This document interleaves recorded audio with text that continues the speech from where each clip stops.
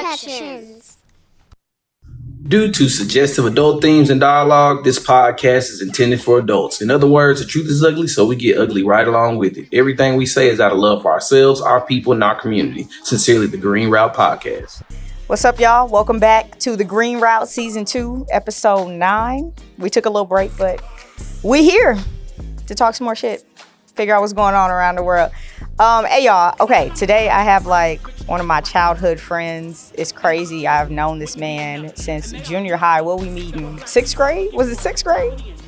We met? It had to be grade. Had to be 6th grade. Yeah. That's crazy. On the mean streets of we wasn't really on the streets, but at South Central LA, Audubon Junior High. I have my boy Matthew Brown, aka Duece. One of the dopest recording artists who honestly to me is still like the kid running around eating gobstoppers and drinking, soda during nutrition. But no, my boy, it's so good to see you, Matt. Like, what's been up? What's happening? Man, all good things. First of all, it's an honor and a pleasure to be a part of the pod today and to be in your presence. It's like literally seeing the game just play. You know what I'm saying? Like everything that you have going on right now, the seeds were already there when we were children. Oh and my I'm God. just happy to see this route. So yeah, but I've just been up to just building, growing. Yeah. Trying to myself more. I've become a father recently. A husband within the last couple of years. Oh my God. And just working on just trying to grow myself individually in my community. You know what I'm saying? Like step by step, person by person type deal. I love that. And first of all, congratulations. Y'all, Deuce told me that he had a baby, but I was thinking the baby was like 3, 4, 5, like walking and talking. He was like, no, my son's about to be 1. I was like, wait, what? You got a new baby. Regular LA dude. Nah. You got a brand new baby. But no, congratulations. It's crazy when you say that, the seeds were already there. Like I didn't see it, but other people did, which is crazy. But even, you with your community building and your music, like what you're doing in LA through your music, like yeah. I'm gonna let y'all in on something. Like me and Matt had a little group. It was me, Matt, and 3 of our friends. We had a little music group. Three needs to be. What's crazy though is that I feel like all but one of us, like we're in some type of creative field. So it's really interesting that even though we all kind of went our separate ways, like, Adriana's dancing, you're doing music, like I'm into writing and podcasting, like Kenyon is probably about to win a Grammy pretty soon. So you know what was so crazy? That didn't hit me that was him. Yeah. Because there's been a couple times in LA things where like circles it's crossed, Mm-hmm. And I'm like, oh, look familiar. Mm-hmm. But it never hit me. And then one day I'm on Facebook or I think it was maybe Facebook, something. And I see you and him interacting, and I'm like, no, that's him. I'm like, oh my God, that's bro. Like, yep. That's so crazy. It's so crazy. It's nuts how like that little stuff that you do when you're a kid, like you never know where it'll take you. So it's good. It's good to see everybody winning. And yeah, I can't wait to dive into what you're doing, towards the end, when we hit your interview. But for now, let's go on and jump into these topics. So, we can talk about America the Ghetto. Is that cool? Let's run it up. America the Ghetto.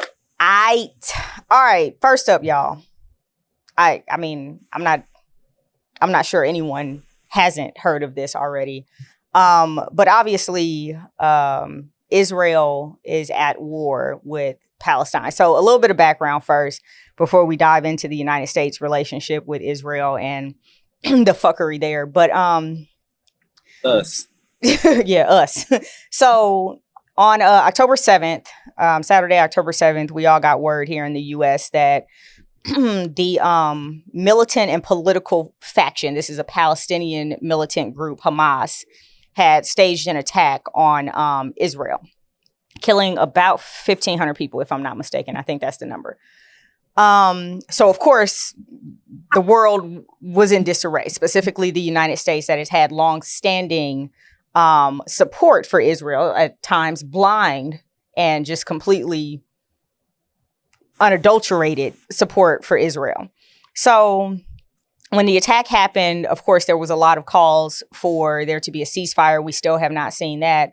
But there became a lot of talk about the history of these two groups. And one thing I realized very quickly, especially in the United States, is that because our country has always been outwardly and very loudly supportive of Israel, people didn't understand that oftentimes we were cheering for the oppressor. And I know this might go somewhere and they're going to call me anti-Semitic, call it what it is. Like, I ain't got a lot of money anyway. It ain't like you can take a whole lot from me. But cancel me, bro. We starting right back over tomorrow. Huh? I said if they cancel, we starting right back over. Yeah, tomorrow. like we just gonna re-record the episode tomorrow. But yeah, so we really start talking history. And one thing that I think people have to understand is that this is about occupation more than anything else. This is about land. Yes, there is an ethnic, yes, there is a religious war that is part of this, but a lot of this conflict has been about this area that was once called Palestine. I want to point that out. The whole thing was called Palestine, right?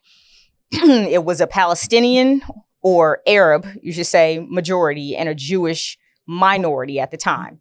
Slowly, as Jews began to migrate because of the backlash and a lot of the discrimination they were facing in Europe, there became, a great influx.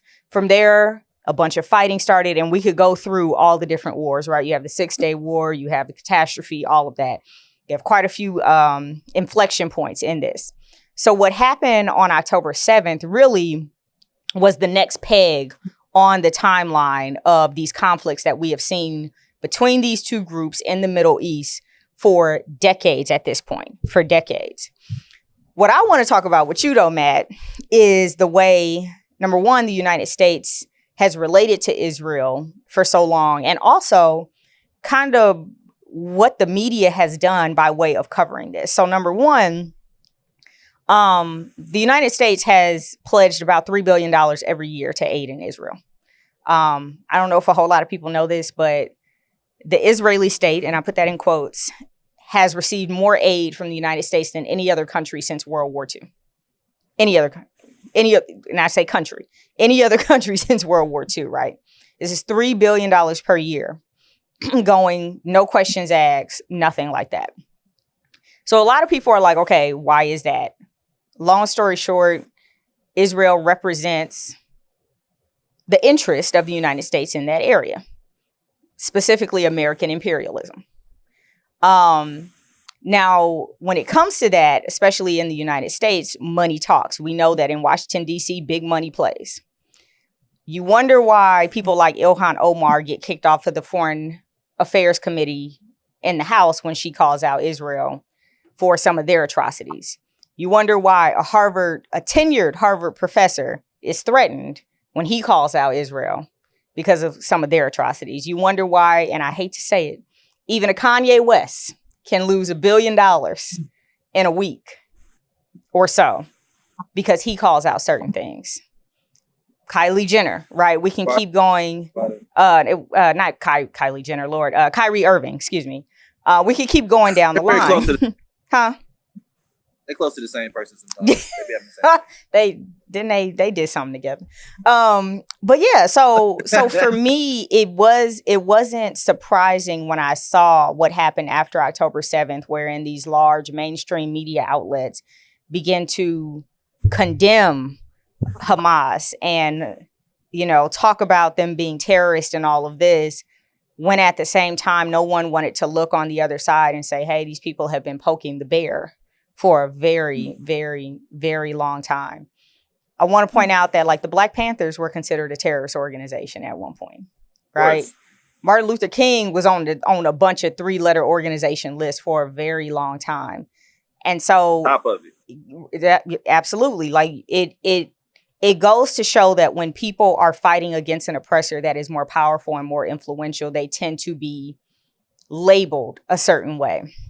But what I do love, what I love, Matthew, is that I think more people are aware than Joe Biden, mainstream media, a lot of these elected officials ever realize. Like here in Dallas, we had a huge pro-Palestinian protest on, what was that, Saturday, I believe?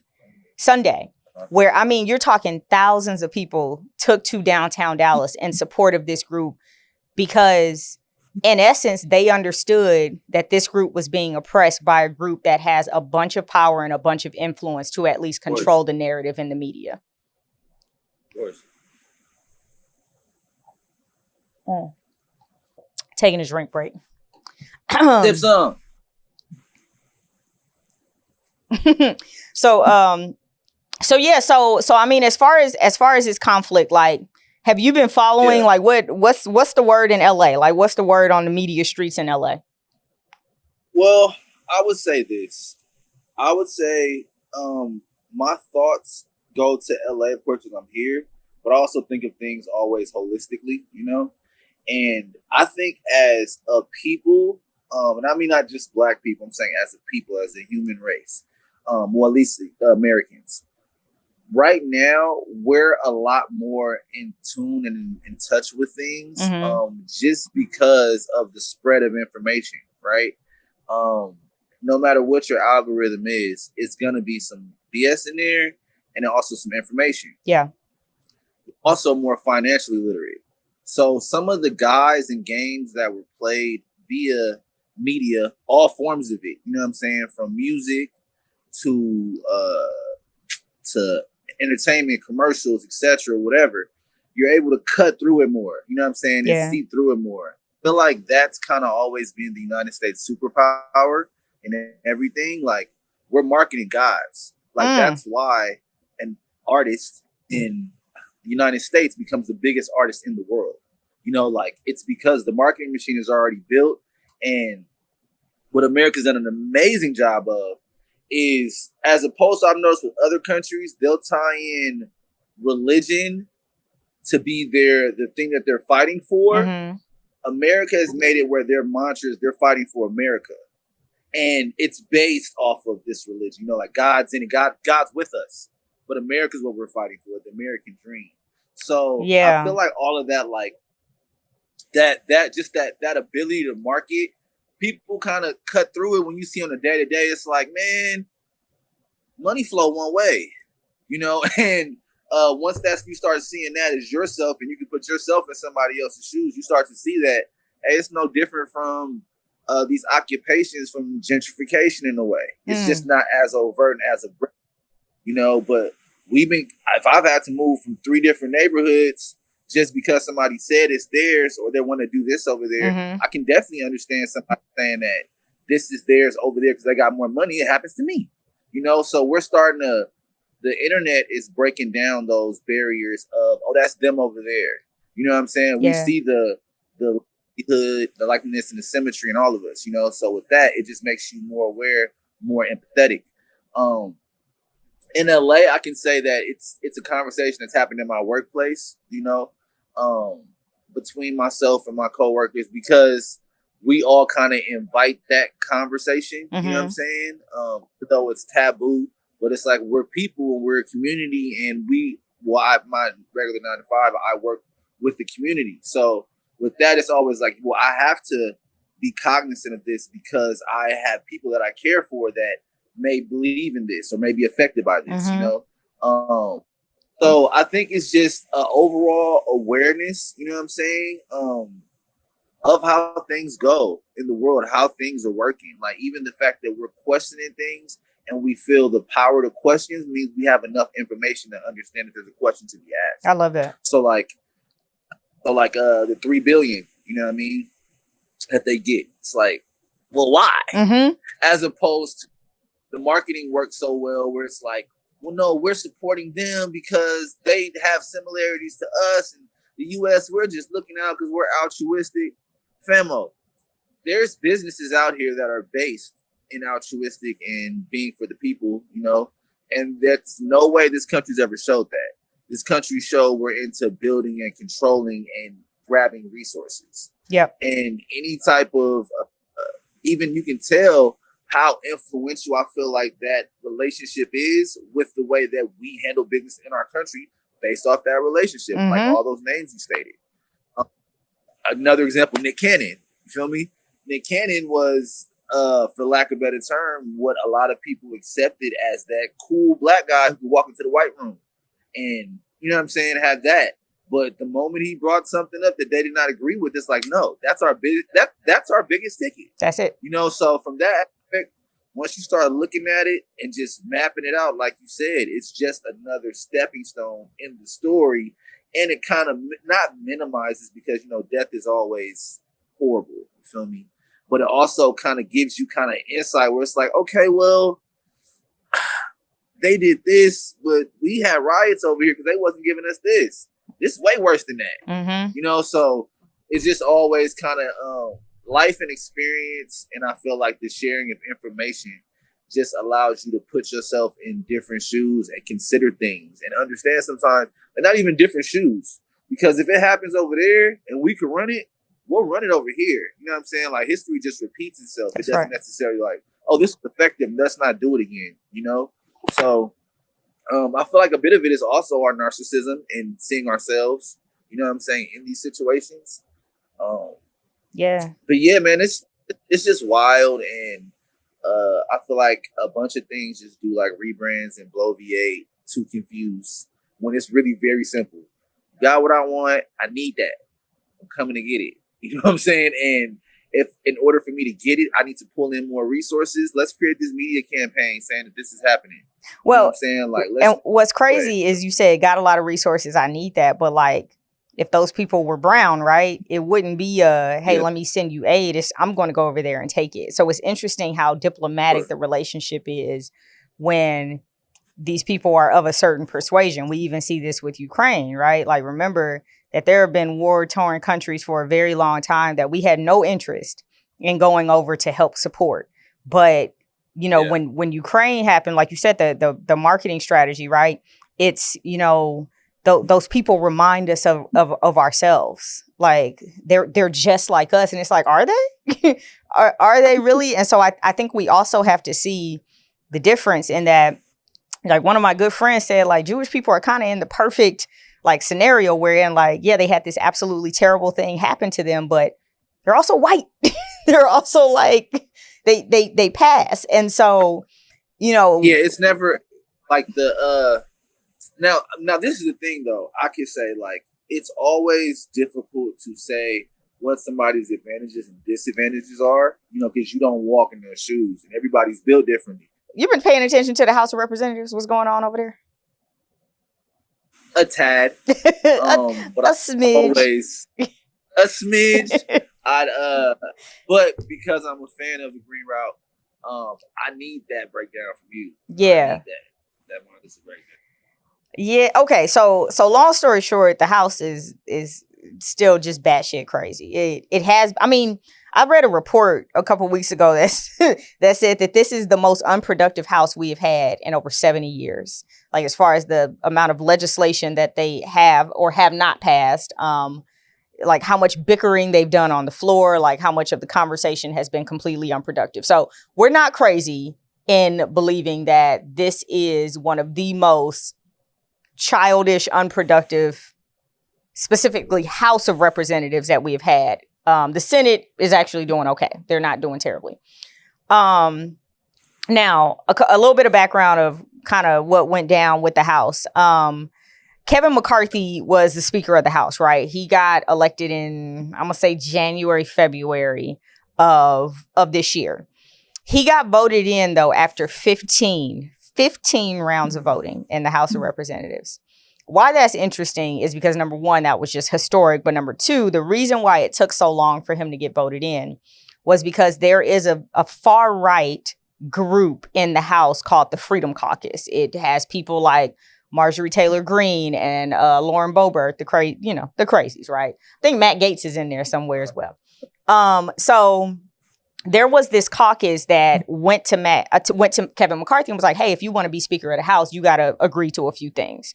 So there were a bunch of concessions that Kevin McCarthy gave up to get that speakership.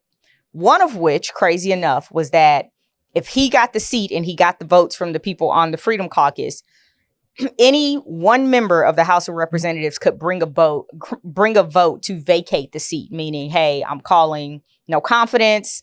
I don't think that you can do this job. I'm going to call a vote to have you removed from the seat. When he worked with one person could do that. Again, unprecedented, historic.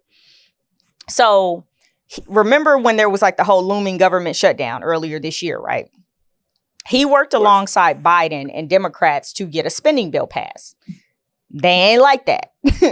So few other things had gone down, and Matt Gaetz from Florida decided, okay, don't worry, I'm going to be that one person to call the no confidence vote.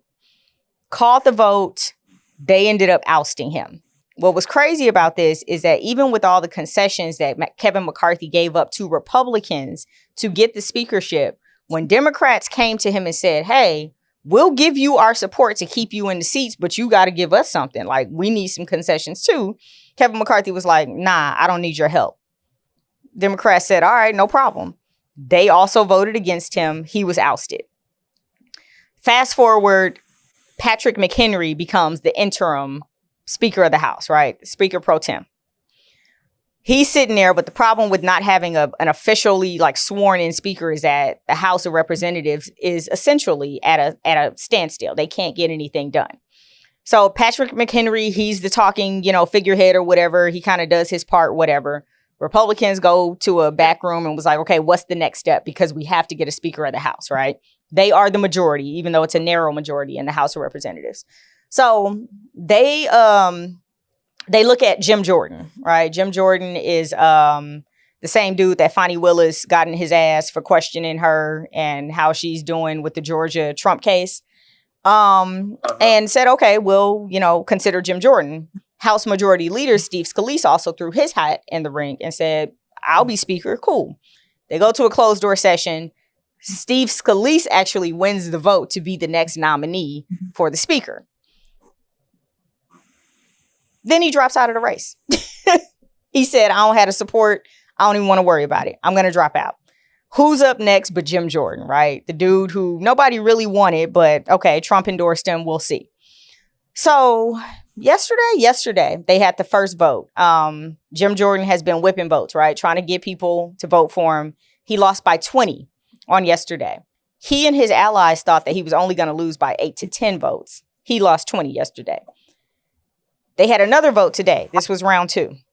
He lost by 22 votes today. So bad that Hakeem Jeffries actually got more votes than he did. I think Jim Jordan pulled 199 today. Hakeem Jeffries, who is the minority leader, the black man who's the Democratic minority leader, he got 212 votes today.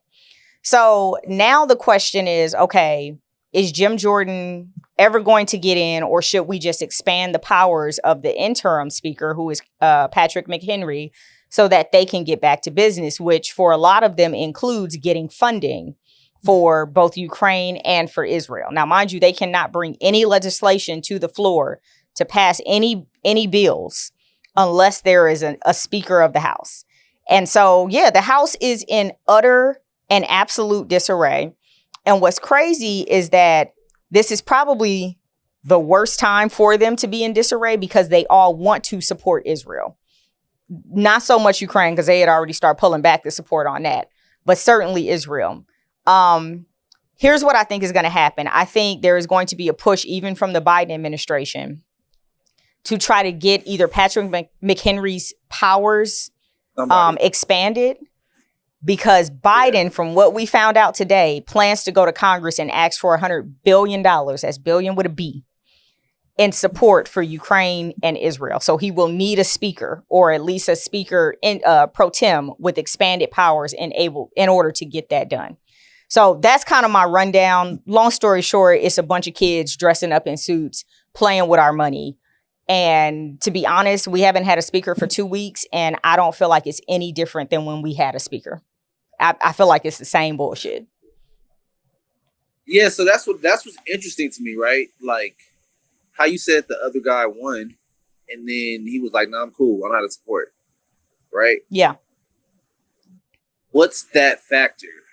You feel me? Like what didn't he have that made him feel like, yeah, no, I'm cool even after he won? Because like you said, at this point, it's advantageous to both sides to have a speaker, right? So it's like, even if bro was in the seat, he still would potentially be getting benefits from both sides because he'll still be getting what they want, even in the interim. Yeah. You know? So that was just a very interesting like point in that to me, that somebody got it and was like, nah, I'm cool. You know? You have to remember too that people are like in their feelings about Kevin McCarthy being ousted. So they're withholding their support for like whoever, you know, is up as the nominee. And then you have other people who are just like, I just don't like the guy, so I'm gonna put my own candidate up there and nominate somebody else. So there is just like a crazy fracturing within. It's like very like childish, petty situation. Yeah, we all want the same thing in the end, but the fact that you're not doing it my way, we not doing it. There you go. Yep, that's the best way to put it. Yeah, so I mean, it's just interesting to me, and I'm always interested in like the thing that, for example, how you're saying, okay, we got that part right, but still. We got the president who wants this, right? Like you said, we got both sides that want this. But then for some reason, this situation can't get squared away. Even if it was like, okay, well, we can give somebody a similar stipulation that we just gave, was it Kevin McCarthy?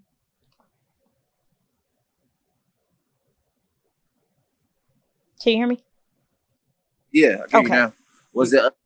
It was Kevin McCarthy they gave the like 1 vote stipulation to? Yeah, so that was Kevin McCarthy. Yeah, so I'm saying like even with that, right? Now that, like how I said, history doesn't like necessarily change, it repeats itself, it builds upon it. Now that has set precedent, right? We know you can get somebody else in there and say, okay, well, it won't be 1 vote, but 5.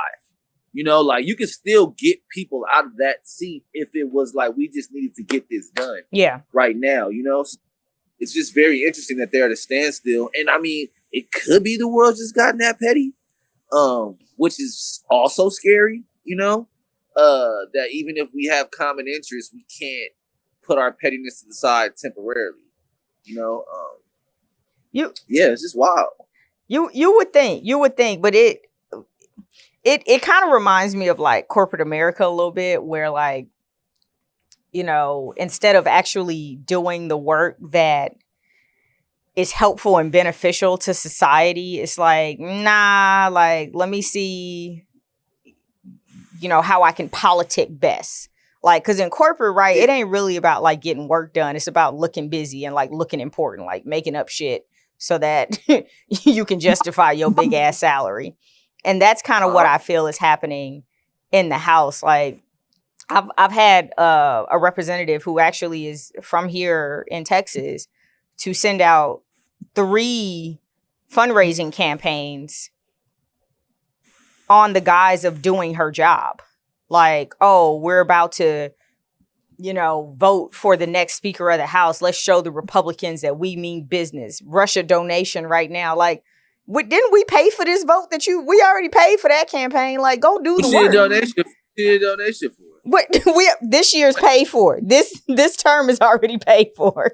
We already sent you over there. So yeah, I feel like a lot of it is more about like politicking than it is about serving the people. And matter of fact, it's not that I feel. Studies have actually shown, like there was a Pew Research report that came out just a couple months ago that talked about like how a lot of these politicians are proving that they're in it to politic, right? For influence, for money, things like that, rather than to actually serve the people. And so, yeah, it's starting to come out. And I think it's starting, like the slip is showing, right? Like your slip is hanging. Like y'all are showing that you're not actually there to do the work of the people. You're there to get what you want by any means necessary, even if it means keeping us without a Speaker of the House for weeks at a time because you mad. I think that it's just like I feel like the world always is a reflection of itself. You feel me? So like, because even in a media platform, right, in every facet, the more how can I put it, as yourself you are, or the more like relatable, the bigger the net is. You know what I'm saying? The bigger that's kind of like what the whole, everybody's on that. You know, like the day of the straight lace, by the book, yada yada is out the window, and I feel like it's just been getting progressively worse. Yeah, like I mean, not progressively. Yeah, it's just been changed. put it like this: we could put a clock on. Not saying it's his thing, but like Kanye's career, and from beginning to now, and the world's been getting worse expressively as he has. You know what I'm saying? And what's interesting now is I feel like we saw that politically. You know what I'm saying? I feel like one of the first snapshots I know of, because I've only been around how long I've been around, was like George Bush, like kind of having the veil down a bit sometimes. You know what I'm saying? And then you had that, not necessarily the same way with Barack, but Barack was very personable, you know? And then like, Trump just didn't give a damn at all. And like the ugly side of like people was able to be displayed and accepted, because it was like they were talking very openly, viscerally about the head of the country. Not saying that it wasn't justified, but it was like then he would have a dialogue with him. You know what I'm saying? So that like kind of creates a culture. And now it's like the difference on things sometimes isn't necessarily like what's being done, but like kind of who's doing it and when they're doing it. And the fact that like I feel like everybody's just like, man, I don't like bro. So the fact that I don't like bro, even if I agree with what he's saying, what we need right now, I don't care. Yeah. I won't vote for him. It's so polarized. Whatever. Yeah. You know, it's just so that.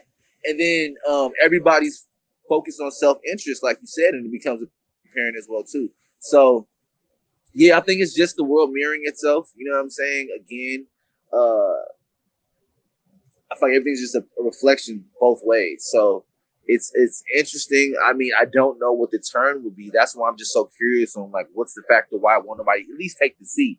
Like if they took the seat and then something else happened, you know what I'm saying, that stopped it, okay. But like not taking the seat and just being, that's just so, come on.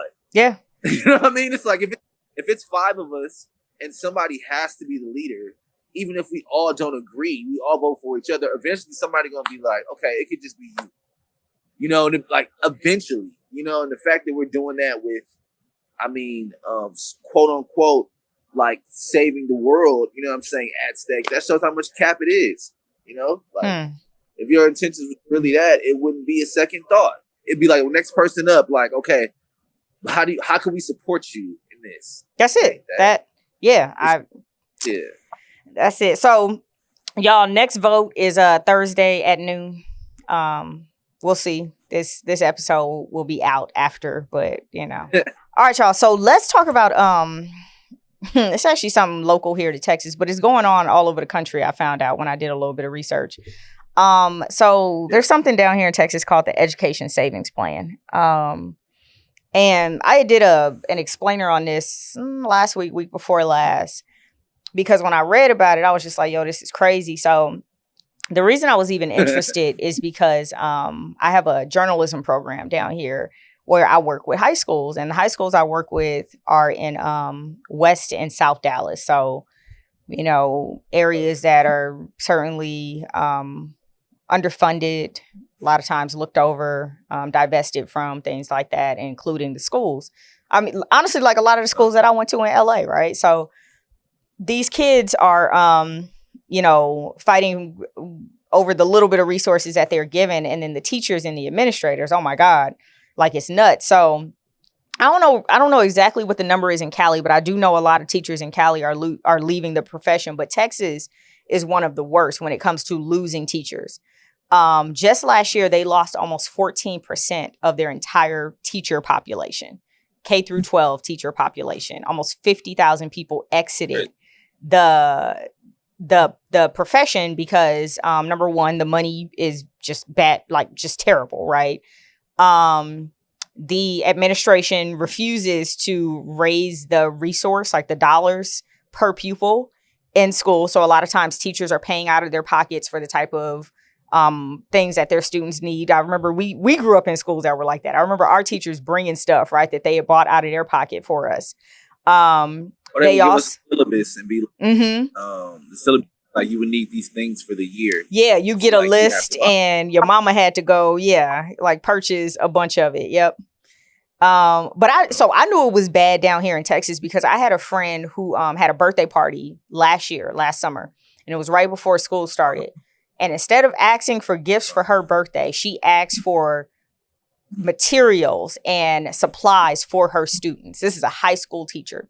And she literally was like, don't buy me nothing. Like, buy my kids folders, clear backpacks. Like, and it was crazy. We all walked into her birthday party with like buckets full of stuff because she said that her kids would come to school pretty much with nothing and that the school had no money or said they had no money to supply these materials, necessities that the kids needed. So the teachers are also leaving too, though, because Texas is very front and center when it comes to the culture war that's going on right now, specifically in education. So when you look at the book bans, when you look at the curriculum fights, things like that, like Texas, Florida, these two states are kind of leading the charge when it comes to Christianizing and whitewashing a lot of what our kids are learning in schools. So yeah, they're losing a bunch of teachers. So Greg Abbott, the governor down here, came up with this. No, he didn't come up with the plan. Let me be honest. This whole plan is backed by some very dark money that has been in education lobbying for a very long time. These are very wealthy people, very religious people, specifically evangelical Christians, who want school curriculum to look a certain way. So these are people who believe in like private education, religious education, homeschooling, book bans, things like that. These are the people who are funding the lobbying behind this legislation. So Greg Abbott came out and was like, yeah, I think the best way for us to go is to create an education savings plan. And what this would do is it would take $8,000 per student per year and put it into an account that parents could use to send their child to private school. Homeschool is part of that, by the way. So you could use it for tuition. You could use it for materials. For homeschooling, you could use it for transportation if your kid has to go, far to go to school, whatever. But it is when you take, it was specifically written so that when you take your child out of public school in Texas and you put them into some type of private education, there is $8,000 of taxpayer money, public money, that will now be flowing into private schools. So, of course, there's a bunch of educators who are pushing back on this, like, hold on. First of all, you only give us $6,100 per year per student for public school. You're going to give them $8,000 for private school of our money? It's crazy. There are other people that are saying, okay, because of the way funding works. Quick question. So the 6,000 you're saying they give them per student. You're saying that's what the government gives them for each student that attends. Exactly. So you and I, as public school students at LAUSD, right? Every year they got a certain amount of money for us being public school students. And that's what the school had to spend on us for our resources and our materials. Got it. But the savings account, that's not going to the schools. That's going to the parents. To use for schools. So remember. To use for school. But there's also money that the schools will be still getting per child, right? Yes. Private schools, though. Not public schools. Private schools. These are private schools. So we're taking public money, which is taxpayer money, right? The bucket of taxpayer money. And instead of putting that $8,000 on the students in public schools, we're going to say, no, if you take your child out of a public school and send them to a private school, we're going to give you this money to help fund their private school education. So the money will literally flow from public schools, where it was originally, into a private school now. They'll be able to shut them down and then put the curriculum out that they want. It's very interesting. From so many different angles.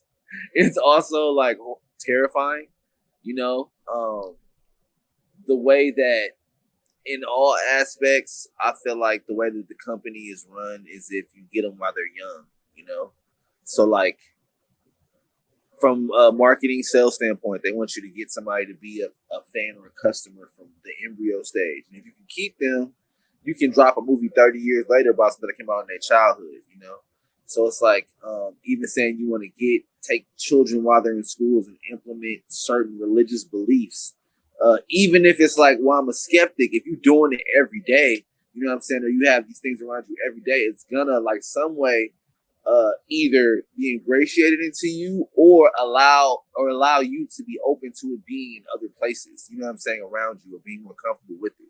So it's spooky times. It's very spooky. Very, very spooky. And it's like also too, from the money standpoint, I'm giving somebody $8 to put their child in school where they could be homeschooled. And then I even saw, like, I was doing some research on it, the way they're dividing it up, like to the certain the demographics it's going to, like the way it'll be allotted or whatever. Was interesting, but it's like I don't understand why, if less people can access this, why wouldn't we put more into the things that more people can access? There you go. And build that foundation. There you go. Like, yep. Why couldn't we just put that money in the first place into public schools? Like, yeah. So it's like, as opposed to me giving them $8, let me give y'all 14 for each kid. Yeah. Like, simple. And then we're good, bro. Like, we ain't got no issues. My kid ain't got to be coming to me saying, "Oh, I need to sell some chocolate." Right. Man. We got a cookie fundraiser. I already paid for the chocolate.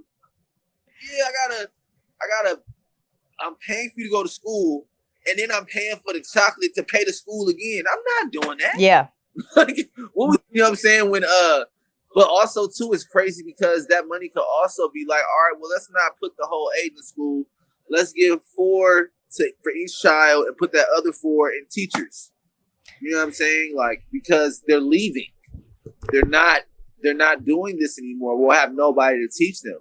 But also, I mean, things that don't make sense normally don't make sense for a reason.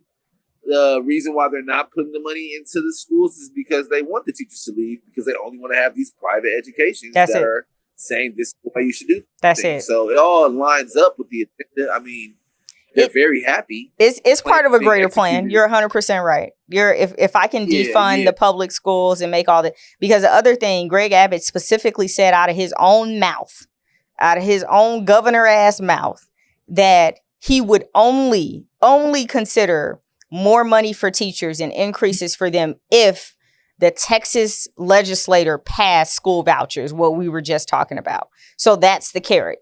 I'll give y'all more money. So he has to do that first. There you go. I'll give y'all more money if y'all pass this first. How much is gonna be left? Well, the other thing too. So the way schools are even funded in Texas is based on attendance, right? So if a student is like excessively truant, the district loses money because of those absences. So when you start thinking about like kids being pulled from the public school system over to the private sector, that immediately means that school districts start losing that money, like, and even more of it that they would get from that kid being in class but in seat every day. The way the legislation reads is trash. And I did want to point out one more thing. So you talked about how there was a breakdown of like, oh, this low income population will be able to. Here's the problem with that. I looked up the average tuition for a private school here in Texas. For 2023, 2024, the average was about 10.5K. So 10,500. You're giving 8,000. Now think about a low income family, right? That's a difference that they have to make up for that tuition. We have to also remember, when you get to a private school, chances are they're not in the hood where you live. They're not in the neighborhood where you live. So now you got to worry about transportation for that kid. Now you got to worry about their meals, because there may not be a free lunch program at that school. There probably won't be if it's a private school. Now you got to worry about all the extra materials.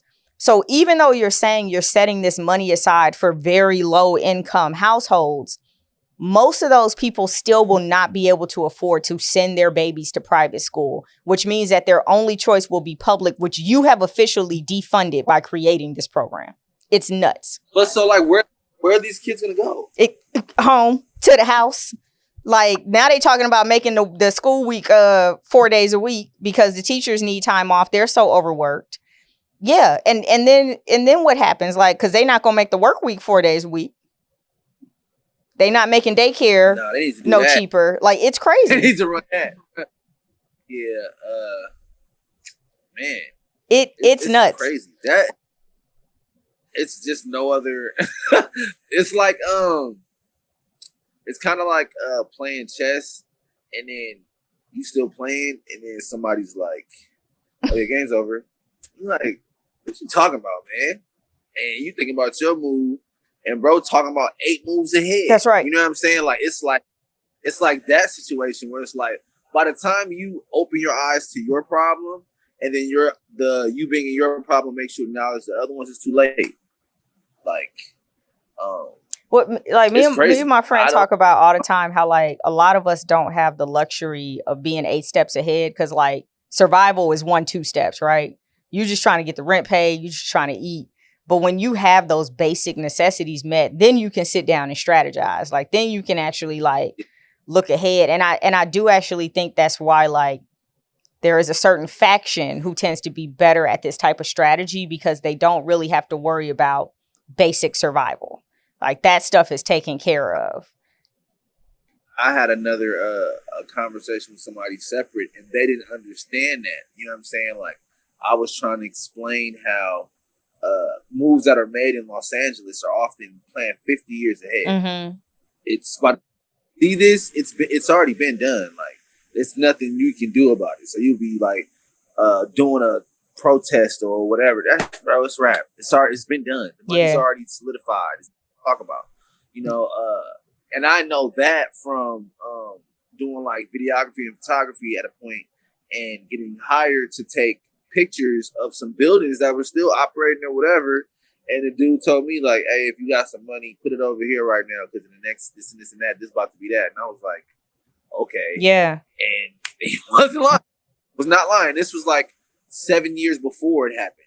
You know what I'm saying? And told me about deals and stuff that was coming out like 3 years ahead of time, but like then, you know what I'm saying? It's like, but this is all being marketed like, oh, they're in negotiations and this and this. Nah, bro, it be done. They made the deal on the golf course 2 years ago. Oh man, it's been done. That was promised to somebody's dad. Yeah. When their son was 5. Yeah. You know what I'm saying? Like and you didn't know that. You know what I'm saying?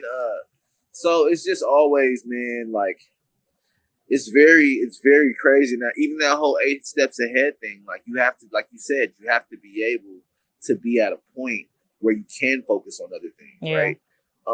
And that gives a sense of, you know what I'm saying, security, being solid where you at, but it's still, it's hard to make someone understand that who's solid where they at. You know what I'm saying? Like everybody's baseline is their experiences. So it's very hard to like make somebody kind of understand that, and even see what's going on and care. You know, like how you said, oh yeah, I may want to do those things, or I would be able to if I had the resources and ability to take care of my day to day. But also, I may not care. Yeah, because I don't have the ability to do so. I don't know what I'm saying, and I know I got to focus. All right, y'all. So a quick update.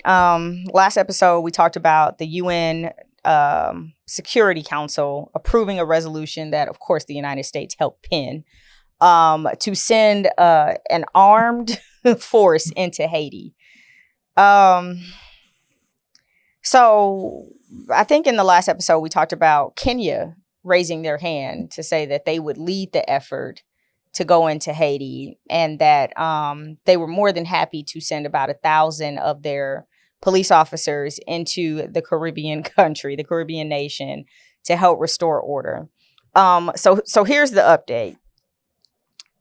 Kenya, one of Kenya's former presidential candidates, not a former president, he submitted a petition to the court saying, yeah, y'all can't do this. Number one, because this was a unilateral decision made by the president. And number two, the court never approved this agreement that y'all made with the UN to run up in this country. So the high court in Kenya actually looked and said, you know what, that's a really good point. We are going to stay this agreement that was made between our president and the UN Security Council for 2 weeks. And pretty much what it did was it barred it barred Kenya from sending their armed forces into any international country. And I love that the court was like, not just Haiti, yo, any country is a no for right now until we get this reviewed.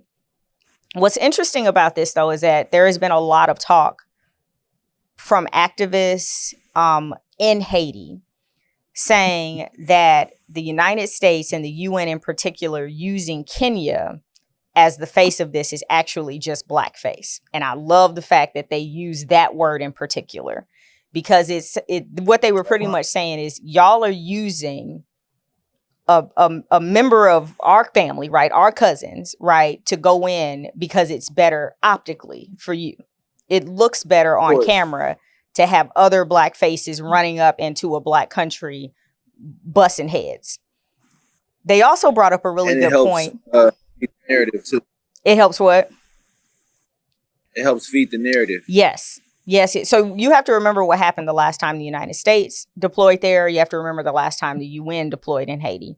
There are still families in Haiti trying to get justice for the just atrocious things that were done to them by those soldiers that went up in that country to help restore justice and restore order.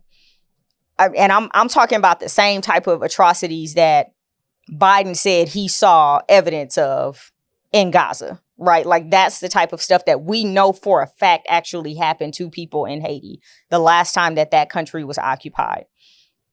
Another point that a lot of the activists are bringing up is the United States having the nerve to pledge $200 million, which they called chump change, compared to the countries that America says it actually wants to help. We go to Ukraine and pledge billions of dollars over and over and over. But 200 million is like, wait, that's pennies compared to what we do for countries that we say we are allies with and that we actually want to provide humanitarian aid. And the last thing I want to point out is that they are calling the United States and the UN out for deciding to send like this armed multinational, guard into Haiti, when what they could actually do, and this is a great point, is truly help the country. You have to remember why Haiti is in the situation that they're even in, right? Like, this country has been ravished by poverty because when they won their independence fair and square, it was a fist fight and they whooped ass, right? And became the first black nation, right? They whooped ass. But what did they have to do after that, right? They had to pay reparations to their colonizers, to the French. They had to pay countries like Venezuela. So they have been impoverished for years and indebted for years simply for being free, for fighting for their freedom and for winning. And instead of us going in and saying, you know what, like, yeah, we were part of the reason, right, that you are in this situation. Let's help restore your rice production, right, which was a big export for Haiti for a very long time. Like that was their crop. That's what they knew to do, right? That's dropped by, I think, 20 some odd percent just in the last couple of years alone. But imports to Haiti have gone up, specifically from the United States. So the United States and the UN are being called out for using Haiti as a cash cow by limiting their exports, increasing their imports, and then now sending people who don't even speak the language, because you got to remember that they speak Haitian Creole over there. Like they don't even fuck with French like that on the real. Yeah.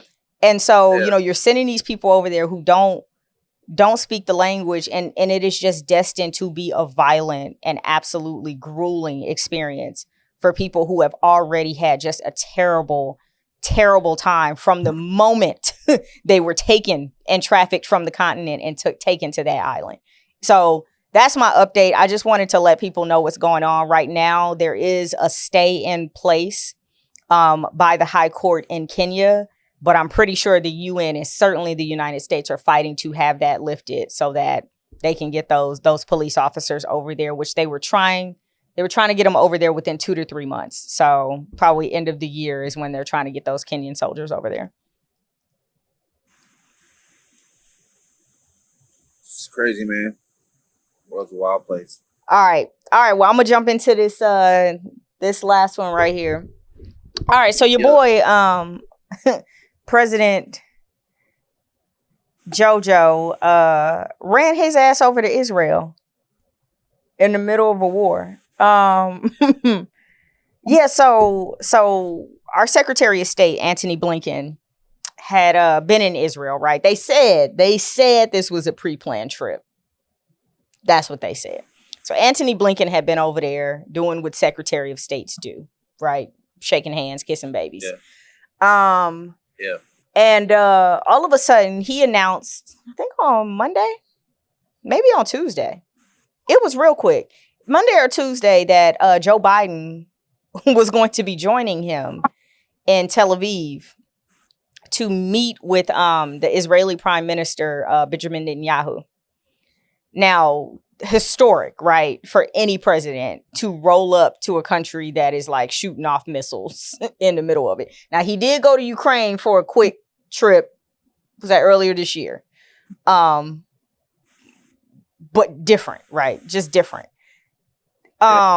This was like a security nightmare. You know, there were literal like members of security organizations that protect the president. Like, yo, this is dumb as fuck. Do you know the logistical nightmare that we're going to have trying to make sure that we can not only get you in there, I'm talking about Air Force One, get you in there safely, but keep you protected on the ground and then get you out of there. It's a war. It's a whole ass war. It's a war, bro. What are you doing? Like, even it's not fair. North Korea, right? He took an armored train. He was smarter. He was just like, you know what? Maybe I shouldn't fly. They done killed old boy from the Wagner group. Maybe I should just go on and take the armored train. And I would have sent a couple decoy trains in front of me personally. but so yeah, he takes his ass over there, right, to meet with Benjamin Netanyahu. And, you know, we see the big hug, the big embrace, and, you know, he tells them that we're unequivocally with you and that we're going to be by your side. And then they sit around, and of course, what do? They start talking money, right? He begins pledging money and asking, after the money pledges, Benjamin Netanyahu to consider allowing humanitarian aid into the Gaza Strip via the Egyptian border. If they can find the time, right? If the soldiers can find the time to open up, you know, the passage, please get some humanitarian aid in there. And I promise you that I'll get you $100 million for you to do it. From there, he was supposed to go to Amman, Jordan. That got canceled because yesterday or day before yesterday, the hospital, I believe it was yesterday, the hospital in Gaza was bombed, right? Killing at least a few hundred people. I think the number I heard today was just over 400. So he was supposed to meet with 3 Arab leaders to talk about humanitarian efforts in Gaza, as well as to talk about what's going on with the hostage situation with Hamas. That meeting got canceled, and now his ass is on his way. He may have landed in D.C. already, but now he's on his way back. So he was on the ground for about 7 hours, pledging money, begging Israel to let humanitarian aid into a country, into really an enclave, a Palestinian enclave that has been an open air prison for decades now. And then he decides to leak that he wants to ask Congress for $100 billion. Upwards of $100 billion to support both the Ukrainian and Israeli wars. I don't really know what Biden's play is here. Like, I don't really understand why he thinks that this is the right side to be on as far as this part of history goes.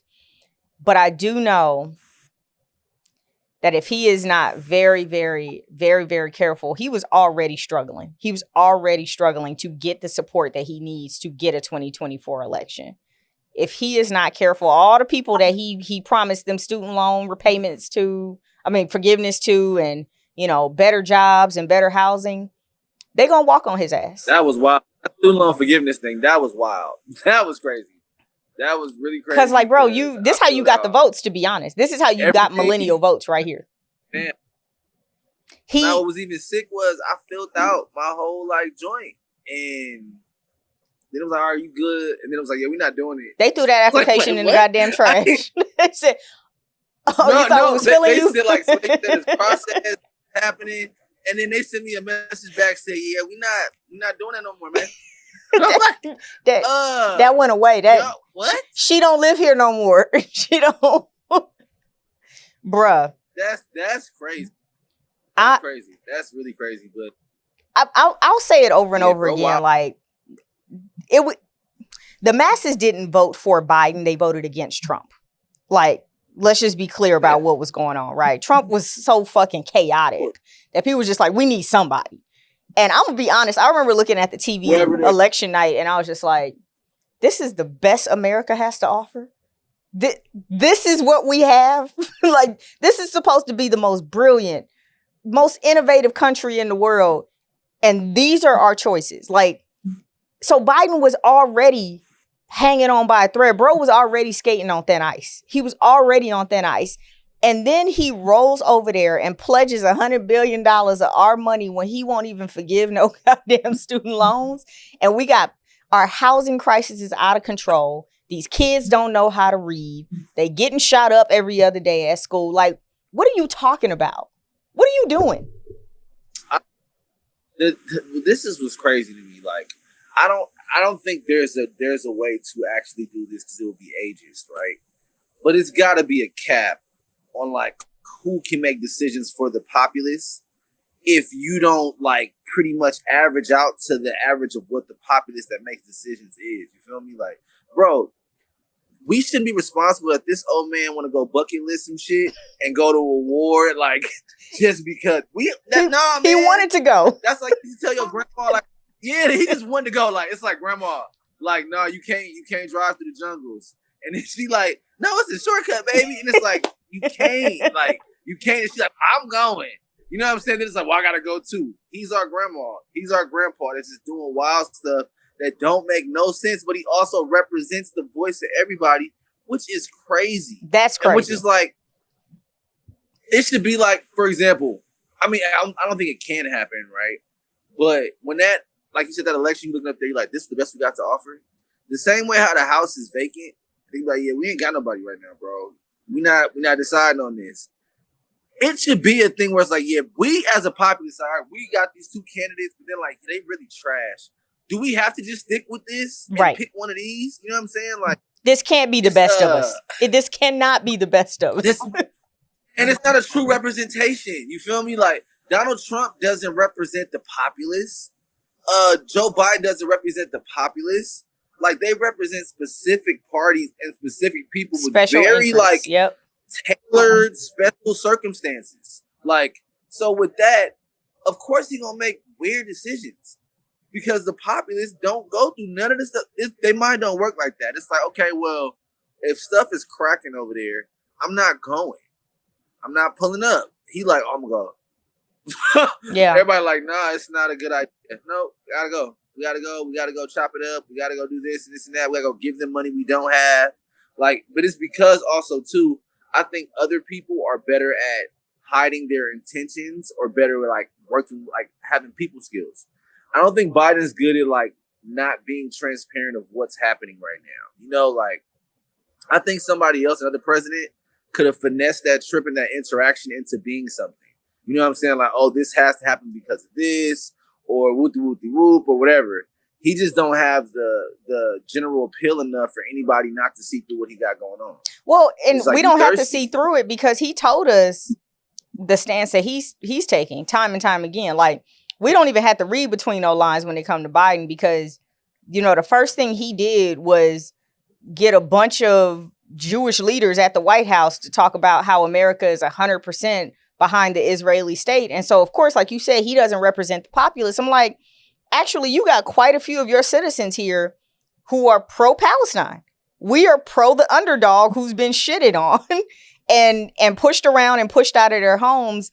So I like what's crazy is I think Biden made the mistake, but like every other politician does, right? Because you have to remember, like, who runs the big money in DC. And that's the whole thing about why certain people are coming out with these statements. Like honestly, I believe some people are being bullied into it.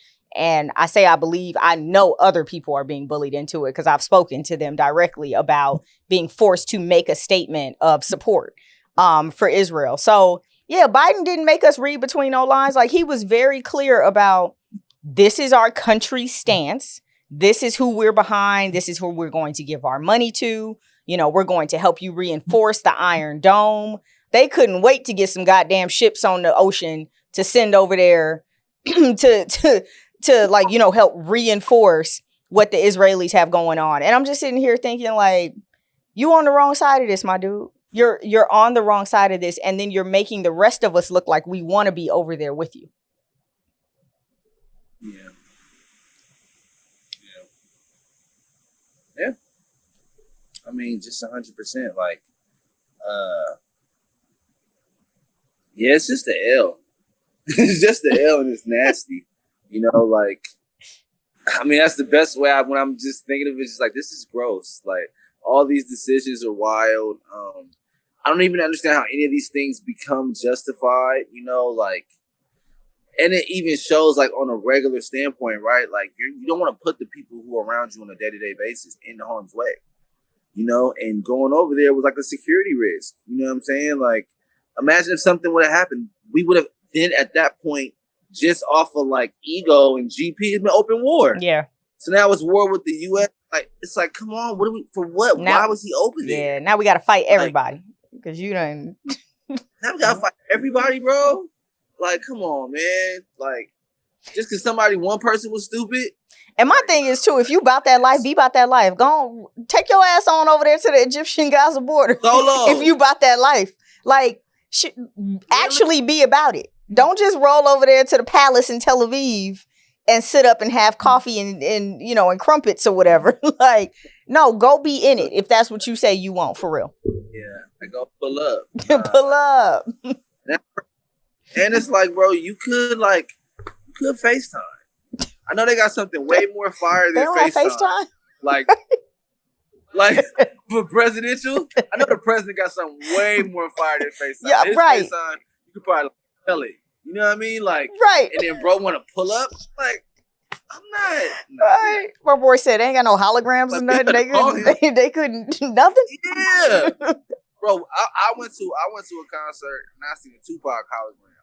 So I know we can get it. If Tupac can do it, Joe Biden certainly can get it done. Absolutely. Yeah, for 20 minutes. Come on, man. Joe Biden can do that, bro. We got the money, obviously. All right. Well, I want to talk to you about what you're doing for the music industry, the community, the people. Again, I know you eating, you know, from eating gobstoppers and, you know, drinking soda and nutrition, but like, you have built something incredible in LA from your mind. And talk to the people. Like, tell us who you are, what you working on, what you got going. Well, formally, as an artist, I'm Duece Stacks the guy. Be careful what you pray for.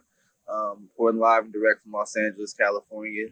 A few blocks away from where me and Marlissa used to run, you know what I'm saying, the mall that we used to go to, Crenshaw Mall. I'm still over here. Good times. But as far as like, I feel like my goal and mission as an artist is to just kind of normalize some of the things that people like don't glorify. You know what I mean? Like, I take pride in being a husband. I take pride in being a father. I take pride in also running this business and having another business to solidify myself because I know mad artists that I've worked with who have been homeless, you know what I'm saying, who don't have like medical care and things like that. And that's just from pouring all into their art. And the crazy thing about music, even if it's good or bad, it's literally somebody giving themselves to you. You know what I'm saying? So, as far as like a community, I've tried to just be an example and also an open arm in place, you know what I'm saying, for people to come and grow and build, you know. My career has just like literally, and I'm blessed to be able to say I have a career, has been able like to grow, you know what I'm saying, like so much. And I've learned so much from everybody around me, you know what I'm saying? Like, I told you that earlier, like I learned from you early on, like you made me kind of understand like the it's no time to wait. Like if you see whatever you have going on and you feel like it's attainable, execute. And executing is just like planning and then knocking it out. Yeah. You know what I'm saying? I always admired that aspect, you know what I'm saying, from you when I seen it. And then like when I saw this, it was just like, oh, yeah, duh. like this makes perfect sense. Like if I was sitting here like watching the movie and the movie like kind of ended like this, it'd be like, you know what? That ending. I could see how that could happen. Yeah. I could see that happening, yeah. So with that, it's just I've been having a lot of community like inspired events as well, and focusing on different places. Like I've traveled and did a show in Dallas.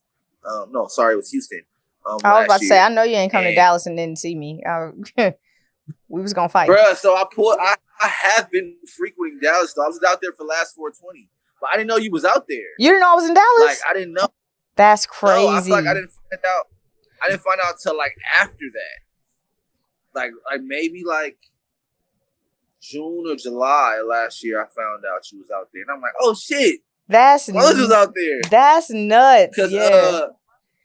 Well, I was in corporate before then, so I wasn't really doing like too much community wise. So I guess I could see that being a thing. I was just head down. He was like, "What? Yeah, but so I was out there for that. But even when we was out in like Houston, like. My whole goal is always to find out whatever the call of action is into a community and be able to somehow help it and bring awareness and attention to it. Also, you know, by being in LA, certain things are abundant resources for us that are not for other people. Yeah. And when one of my best friends, Space Boy Fresh, she's out in Dallas, and I'm gonna connect you guys. Okay. Like for sure. With some of the things she was talking about, how you service the schools and stuff like that. He works for 97.9, the radio station. And they constantly go to like schools and do stuff. So I know like he'd be down to like pull up, you know what I'm saying, and do a pep rally or something. Like streets needed. That's dope. Yeah, we gonna get that connect. Yeah. But so just being out there, I learned how weed, the restrictions on it, you know what I'm saying, on marijuana. As far as like in the Houston community, like you can't like really do it like that. So we were able to team up biggest like underground marijuana communities out there and do like a big festival, you know what I'm saying, able to give some of that money back to the community, you know what I'm saying, and help out and stuff too. And I've just been pretty much like growing all from a main idea of wanting to like grow my art and be able like to share. But as time has passed, I've had different roadblocks that made me adapt, you know, and the ability to like adapt and learn different things has just helped me like branch out so much, you know what I'm saying, where I'm able a lot of times to give advice or, you know what I'm saying, tips or hints because I've done so much, you know, as far as like event planning, videography, managing, ghostwriting, what else? Hosting events, show planning, creative directing. I've like done like couple businesses out here. Like I designed their whole like, you know what I'm saying, marketing plan from like the ground up, but that all just came from like really just internal focusing, you know what I'm saying, and figuring out like, okay, like what makes sense to me. And once I had a good sense of that, you're able like to see other people and figure out how to repeat that same process, you know. So it's been a blessing, man. I'm just like super, super happy, like super excited for like the future. I'm super happy to have something to pass down to my son, you know what I'm saying, to let him be a part of. Like the other day he won, and bro loved watching the educational stuff, like just like his dad. He loved always learning stuff. Like if it's something just to play, he don't even like it. So he has this one thing he's addicted to. I'm trying to get him off it, and I'm like, he already addicted. Oh yeah, it's like named Miss Rachel. Miss Rachel got the kids on lock, bruh. Like, and Miss Rachel is a white woman, and he just be happy and clapping. And I'm like, bro, we gotta figure out some other programming. We gotta get, you know what I'm saying? Where's the Breeding Rainbow dude? Where's LeVar? Right, LeVar Burton, where you at, bro? Where you at? Yeah, like where he at? But so let me ask you though, like, because you talked about, you know, your music. I'm interested. Has like your music, what you write, what you create, has that changed since you had your son? Honestly, yes and no, because I've always been creating for him. Okay. Like he's always been in my mind thoughts like with my career. You know what I'm saying? Thank y'all for joining us today. Follow the Green Route. Tell your mama and them at the Green Route Pod across all the platforms. Shout out to Great Black Century, who is with me in the studio right now, and of course Kenny with Sour Kids Productions. They're just the dopest. For just pouring into this show so that we can bring y'all politics with liquor and cussing. So we'll be back next week. And yeah, that's all we got. Still wouldn't be enough. And they are lucky that what black people are looking for is equality and not revenge.